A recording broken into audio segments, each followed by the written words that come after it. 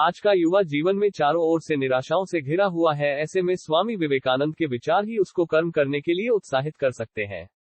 स्वामी विवेकानंद के विचार युवाओं के लिए एक गुरु की भांति तथा एक पथ प्रदर्शक के रूप में हमेशा उनके साथ रहते हैं और उन्हें महान कार्य करने के लिए प्रेरित करते हैं। इसीलिए विश्व के हर मनुष्य को स्वामी विवेकानंद के विचारों को अपने जीवन में आत्मसात करना चाहिए तथा एक कर्मठ और ओजस्वी मनुष्य की भांति जीवन व्यतीत करना चाहिए।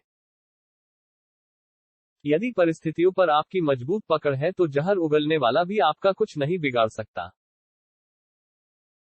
हर काम को 3 अवस्थाओं से गुजरना होता है: उपहास, विरोध और स्वीकृति।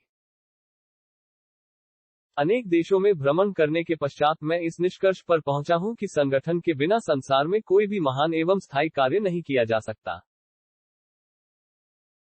यह मत भूलो कि बुरे विचार और बुरे कार्य तुम्हें पतन की ओर ले जाते हैं। इसी तरह अच्छे कर्म व अच्छे विचार लाखों देवदूतों की तरह अनंतकाल तक तुम्हारी रक्षा के लिए तत्पर हैं। संभव की सीमा जानने का एक ही तरीका है, असंभव से भी आगे निकल जाना। हम वो हैं जो हमें हमारी सोच ने बनाया है, इसलिए इस बात का ध्यान रखिए कि आप क्या सोचते हैं।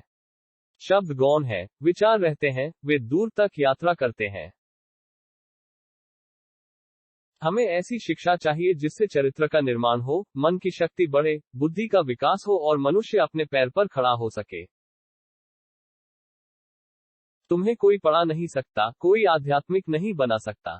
तुमको सब कुछ खुद अंदर से सीखना है। आत्मा से अच्छा कोई शिक्षक नहीं है।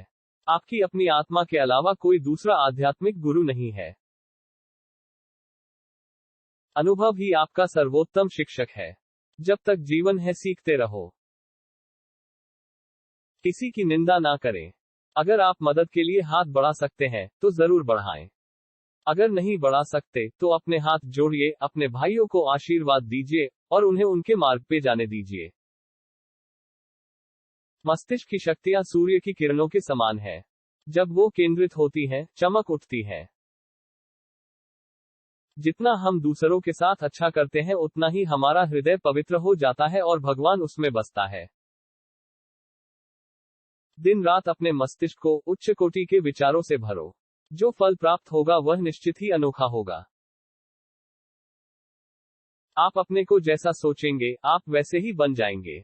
यदि आप स्वयं को कमजोर मानते हैं तो आप कमजोर ही होंगे। और यदि आप स्वयं को मजबूत सोचते हैं तो आप मजबूत हो जाएंगे।